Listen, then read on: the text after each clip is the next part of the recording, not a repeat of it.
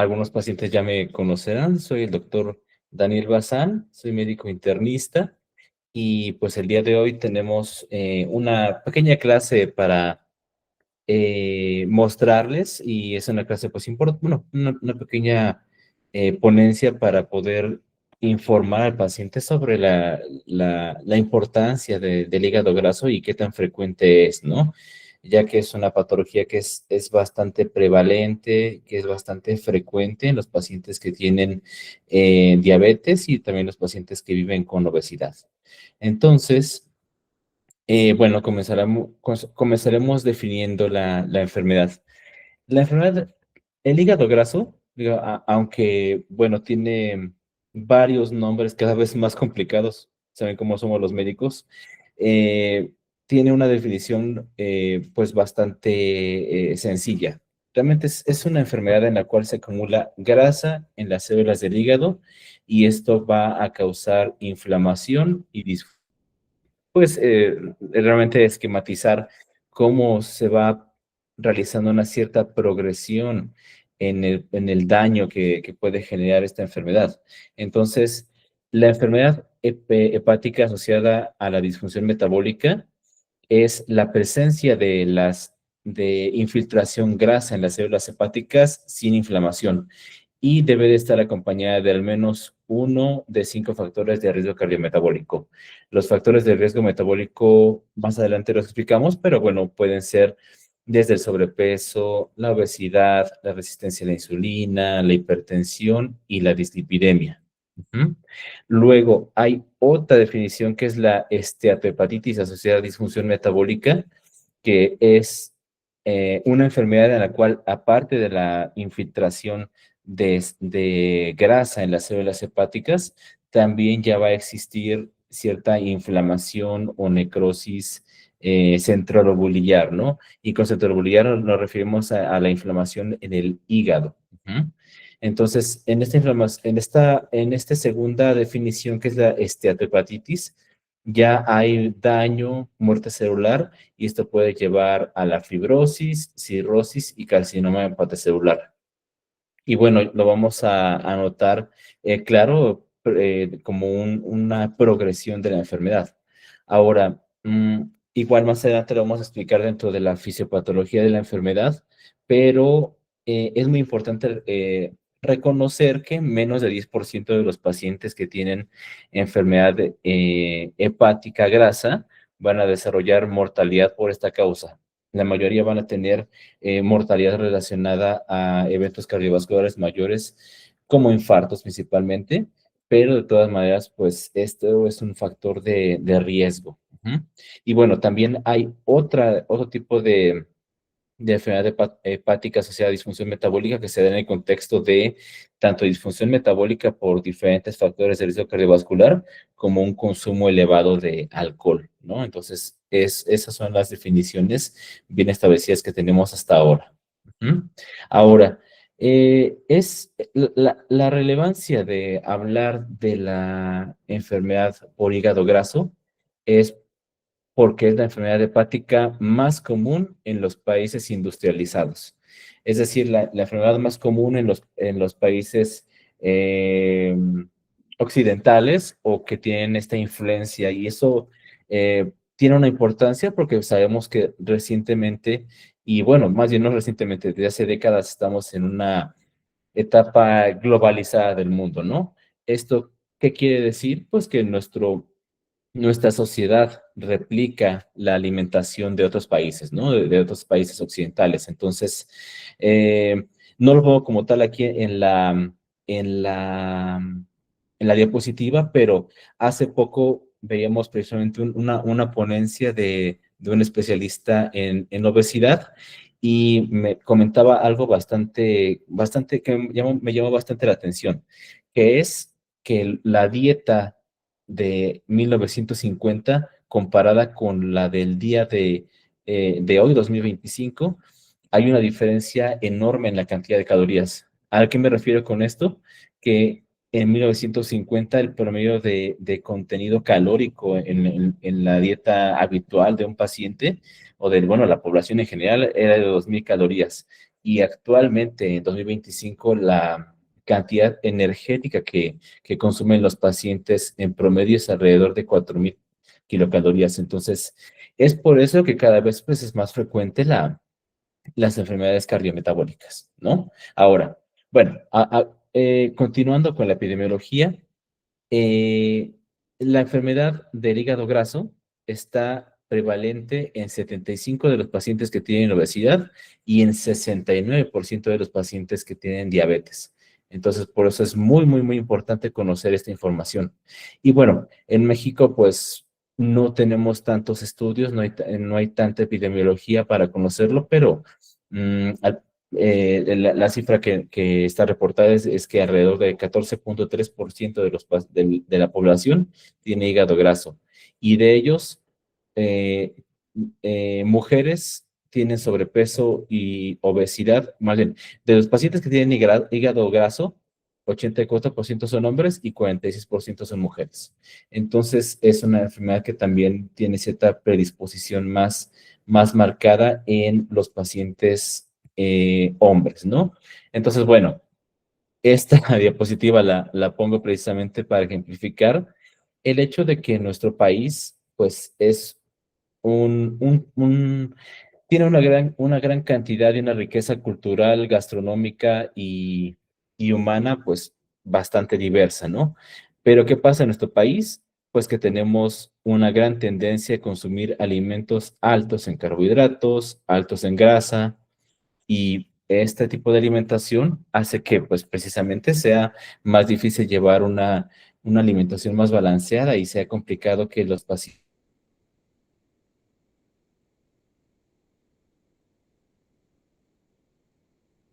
de riesgo que ya tenemos inherentes, ¿no? Entonces, eh, pues realmente los factores de riesgo o la relación que tienen las patologías con el hígado graso es dislipidemia en 69%, o sea, colesterol y triglicéridos altos, obesidad en 51%, síndrome metabólico en 42% y diabetes tipo 2 en 22%. Entonces, todos estos van por el mismo camino. Son disfunción metabólica, es decir, son alteraciones en el metabolismo principalmente de los ácidos grasos o del colesterol y la glucosa. Entonces, esto es lo que comentaba, ¿no? El síndrome metabólico, que es un conjunto de enfermedades que nos van a predisponer a padecer una enfermedad crónica, ¿no? O un conjunto de factores de riesgo que nos van a predisponer a tener una enfermedad a largo plazo y que van directo hacia la enfermedad cardiovascular. Entre ellos, los comentados. Una presión alta, mayor de 130/80, glucosa alterada en ayuno o prediabetes, que la diagnosticamos a partir de una cifra de hemoglobina glucosilada más de 5,7%, dislipidemia, es decir, colesterol LDL elevado y colesterol HDL bajo con aumento de triglicéridos y obesidad central, es decir, la obesidad que tenemos alrededor del abdomen y en conjunto también con la obesidad visceral, son las que más nos van a generar factores de riesgo para poder tener hígado graso. Entonces, en general, los factores de riesgo más comunes son un estilo de vida poco saludable, el sedentarismo, una dieta alta en carbohidratos. La predisposición genética también recientemente está siendo explorada bastante como un factor de riesgo y el tabaquismo, ¿no? El tabaquismo también influye a pesar de que no exactamente pareciera un factor de riesgo muy marcado. Entonces, los factores de riesgo o los, digamos, los fenotipos del paciente que tiene hígado graso pueden ser pacientes que tengan un componente genético muy fuerte con estos factores digamos, de riesgo genéticos. O sea, hay pacientes que ya van a estar predispuestos a tener hígado graso y a tener mayor disfunción en el metabolismo de la grasa. Hay otros pacientes que tienen hígado graso en el contexto de la lipogénesis o la generación de ácidos grasos a partir de una dieta alta en glucosa, alta en fructosa que van a generarles hiperinsulinemia e hiperglucemia, o sea, glucosa elevada. Y hay también un tipo de fenotipo de pacientes con hígado graso que están relacionados a disfunción en el tejido adiposo.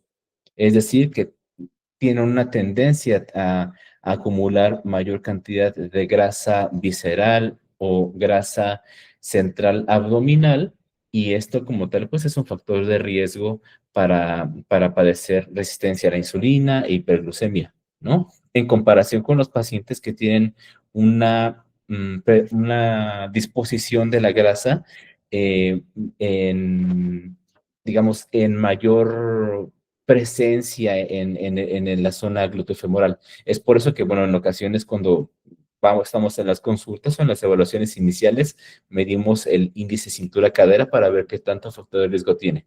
Entonces, en conjunto, estas fenotipos o estas alteraciones pueden causar resistencia a la insulina. Bueno, primero, incremento de adiposidad.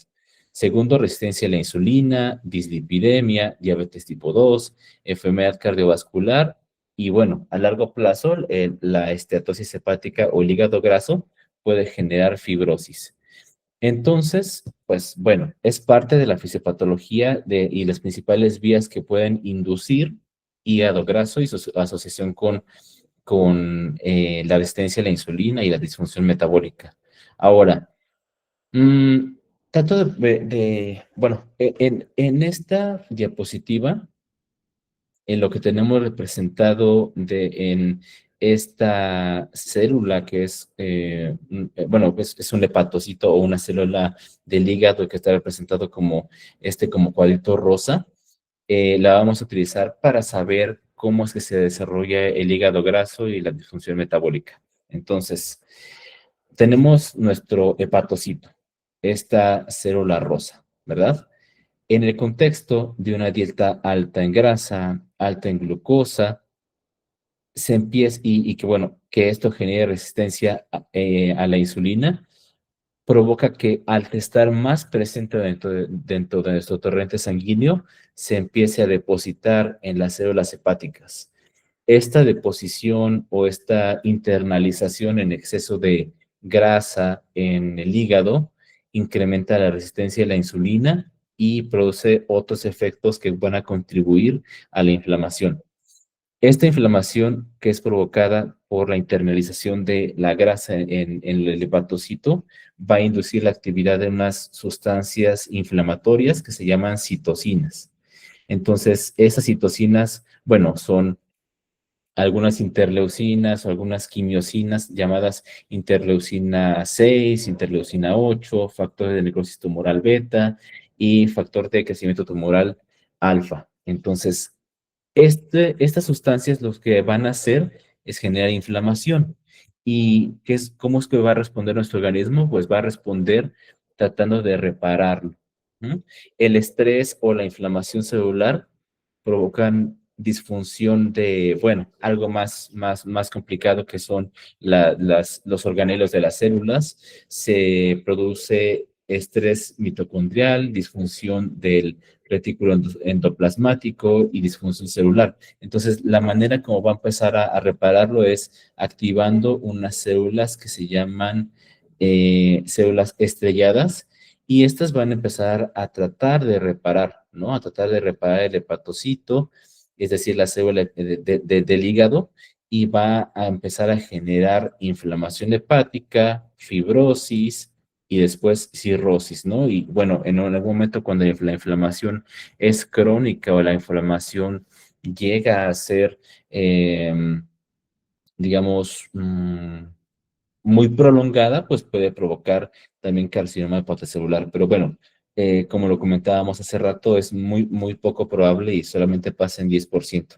Pero la situación aquí es que no quedamos indemnes del daño, sino que va a generar pues daño en el metabolismo de los ácidos grasos, de la glucosa, y el primero que se va a dañar va a ser el sistema cardiovascular, ¿no? Entonces, tiene que ver bastante con la fisiopatología de la diabetes y de la obesidad, y es por eso importante conocerlo.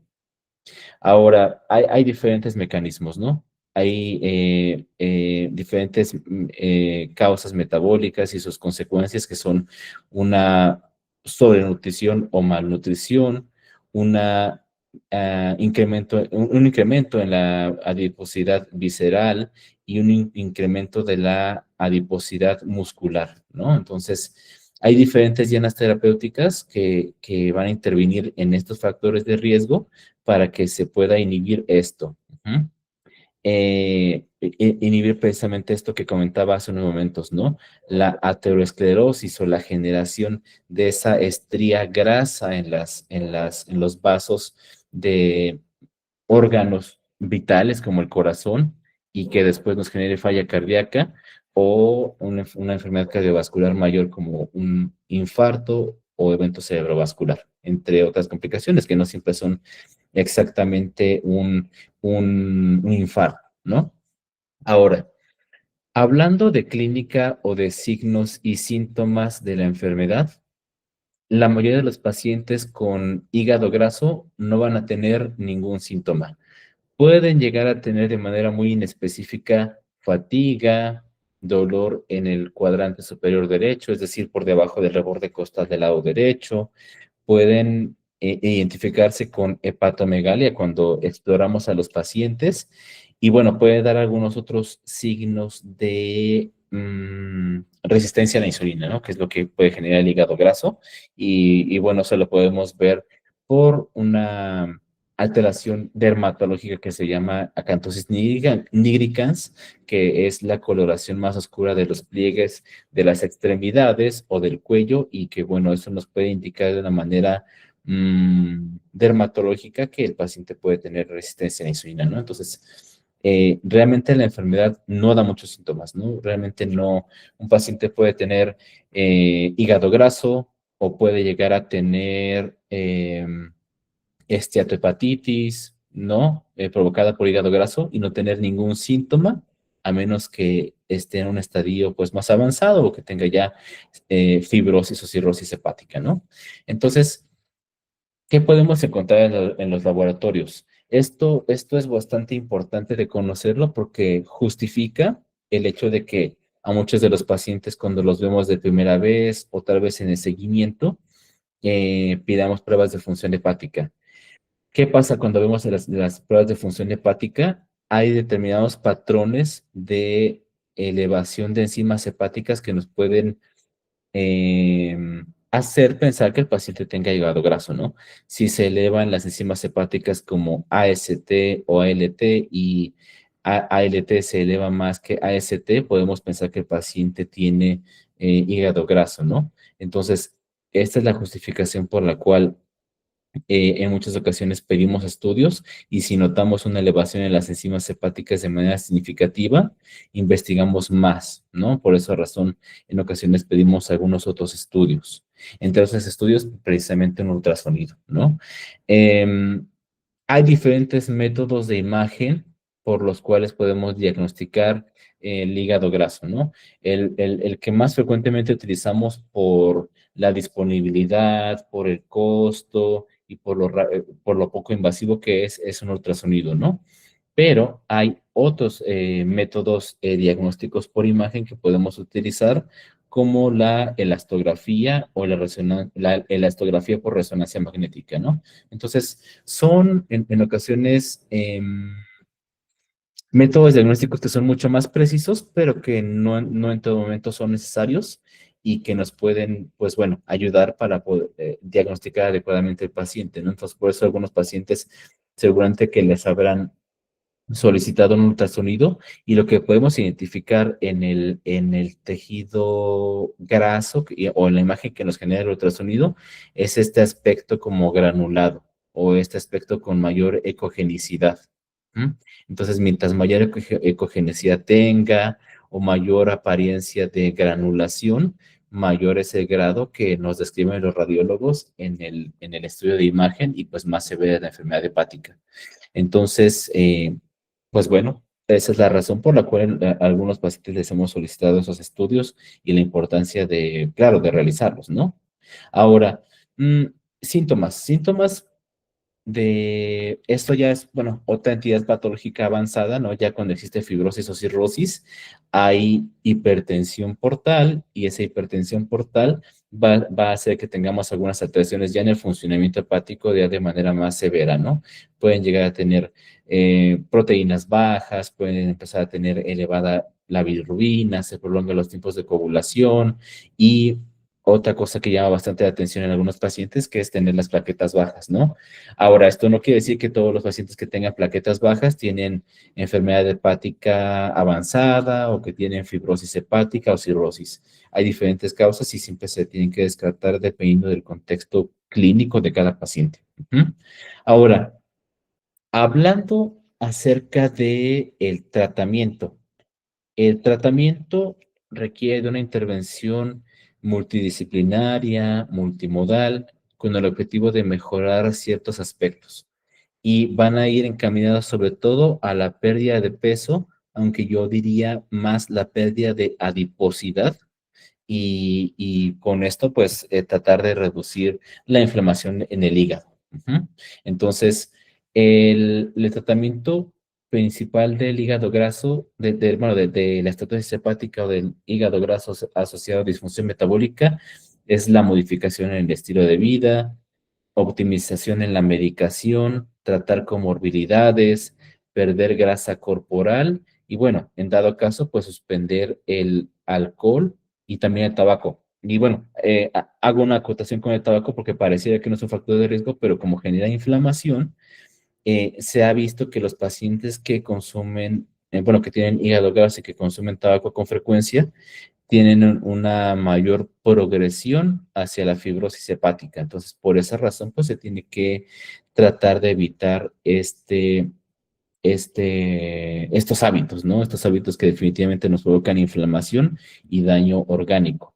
Entonces, pues bueno, con la intervención multimodal nos referimos pues a la intervención de la nutrióloga, el médico y también de psicología, ¿no? Porque muchas veces tiene que ver, claro que sí, el estado mm, pues de ánimo del paciente o el estado mental y que nos pueda ayudar a tener y generar un cambio, ¿no? Pero bueno, entre las intervenciones nutricionales, lo que se tiene que hacer es reducir el aporte calórico, incrementar el consumo de ácidos grasos saludables o ácidos grasos monoinsaturados que sean altos en omega 3 y en algunas ocasiones se pueden prescribir antioxidantes, ¿no? Antioxidantes como la vitamina E, que realmente también nos ayuda a reducir el grado de hígado graso. ¿Mm? Y bueno, en los fármacos, o sea, no hay un fármaco en específico para el tratamiento del hígado graso, ¿no? El objetivo realmente de los tratamientos será disminuir la adiposidad, disminuir la inflamación, disminuir la cantidad de elevación de las enzimas hepáticas, mejorar, o bueno, mejor dicho, disminuir la resistencia a la insulina, y eso lo hacemos desde diferentes puntos o dianas terapéuticas con los fármacos, ¿no? Entonces, entre ellos, bueno, vamos a ir desde los más antiguos hasta los más recientes, ¿no? Eh, Utilizamos en ocasiones los agonistas de PPAR gamma. Bueno, a eso me refiero con la pioglitazona. Entonces, al activar esta sustancia, ¿no? O el PPAR gamma, se consigue la regulación de la inflamación a través del descenso de estas sustancias que hablábamos antes que provocan inflamación sistémica, es decir, las interleucinas y las quimiosinas. Y de esa forma vamos a hacer que ya esa inflamación no llame a estas células que reparan de manera, digamos que mala a la célula, ¿no? Mejoran la sensibilidad a la insulina, incrementan el transporte y oxidación adecuada, es decir, el buen metabolismo de los ácidos grasos y disminuyen la generación de ácidos grasos malos. Ujú. Entonces, esa es la razón por la cual en ocasiones a los pacientes les mandamos pioglitazona. Desventajas de este fármaco, pues que en ocasiones puede ocasionar, perdón, en ocasiones puede provocar ganancia de peso a través de la retención de líquidos y en ocasiones también pues sí, principalmente de volumen. Ujú. También que utilizamos la dapagliflozina, la empagliflozina. ¿Cuáles son la forma en que funciona la dapagliflozina? Pues funciona a través de la captación hepática. En el contexto de un paciente que tiene una gran captación de glucosa en el hígado, esto puede contribuir a la generación de ácidos grasos y por lo tanto a reducir la carga de glucosa circulante, promoviendo que se empiece a desechar la glucosa a través de la orina, pues disminuye la presencia de lo que se alimenta esta enfermedad. Entonces, al disminuir los niveles de glucosa en sangre, aumenta los niveles de también otras hormonas que pueden inducir saciedad. Y bueno, realmente en lo que nos vamos a dar cuenta es, o en los resultados bueno, dirán, ¿están relacionados o no están relacionados? Sí, sí lo están, y realmente se han notado que los pacientes que utilizan dapagliflozina o empagliflozina tienen reducción de las enzimas hepáticas, tienen disminución del grado de esteatosis o de hígado graso y disminuyen su peso corporal. Ahora, fármacos más novedosos. Los GLP-1, como semaglutida, como liraglutida, ¿no? Que seguramente que muchos habrán escuchado acerca de esos fármacos. Nos ayudan y son potencialmente un fármaco muy bueno para el tratamiento del hígado graso. ¿Por qué? Porque incrementa la síntesis de insulina, mejora la sensibilidad a la misma, inhibe algunas hormonas contrarreguladoras que provocan el hígado graso, como el glucagón, y mejoran, pues en general, la sensibilidad periférica a los efectos de la insulina, tanto en el hígado como el músculo, y con eso, pues al disminuir la producción hepática, mejora la sensibilidad a la insulina y se reduce el estrés en las células, inhibe la generación de ácidos grasos, mejora su metabolismo y pues entre otras líneas terapéuticas pues produce pérdida de peso, ¿no? A muchos pacientes seguramente que se los habrán prescrito y al tener pues esto de la pérdida de peso, la pérdida de adiposidad y con ello la disminución de la resistencia a la insulina, se disminuye el grado de hígado graso. Y hay otros fármacos como tirzepatida, que son coagonistas de GLP-1 y de GIP, que nos van a provocar efectos bastante similares a los GLP-1 como Saxenda o como Zempic o como Wegovy.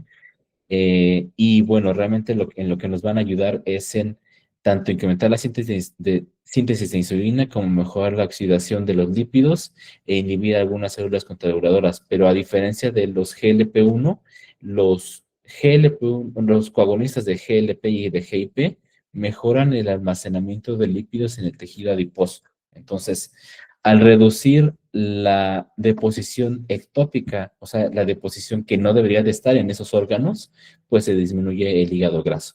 Entonces, pues bueno, esto lo hacemos para que de alguna forma podemos esquematizar, ¿no? Y dar en algún momento una explicación de por qué se utilizan determinados fármacos, ¿no? Porque muchas veces estamos en la consulta y decimos, bueno, ¿por qué me manda este fármaco, no? ¿Por qué estamos utilizando este fármaco, no? Y pues todo fármaco tiene realmente una indicación y realmente nos ayuda, ¿no? Entonces, ténganlo por seguro que siempre que utilizamos un fármaco, cualquiera de esos médicos especialistas, incluyéndome, lo hacemos con una indicación y claro que estamos informados totalmente de cómo funcionan estos medicamentos. Entonces, pues bueno, este es el panorama que tenemos hasta ahora de la enfermedad y pues realmente, pues si podemos dar una conclusión, es que realmente el hígado graso es una enfermedad que probablemente esté bastante subdiagnosticada. Ujú.